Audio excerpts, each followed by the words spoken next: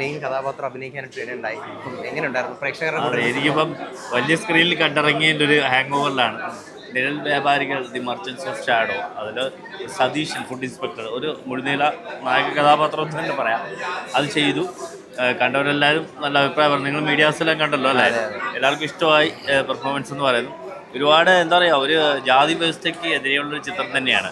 അംബേദ്കറും അയ്യങ്കാളിയും ഒക്കെ കടന്നു വന്നൊരു വഴികളിലൂടെ സഞ്ചരിച്ച ഒരു കഥാപാത്രം.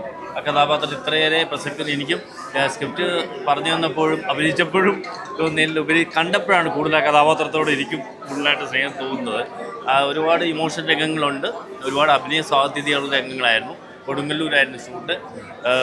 ഭംഗിയായിട്ട് ചെയ്യാൻ പറ്റിയെന്നാണ് വിശ്വാസം. കാര്യം ഒരുപാട് ബോൾഡായ ഒരു കഥാപാത്രമാണ് ഈ സതീഷിൻ്റെ ആക്ടിവിറ്റീസ് തന്നെ.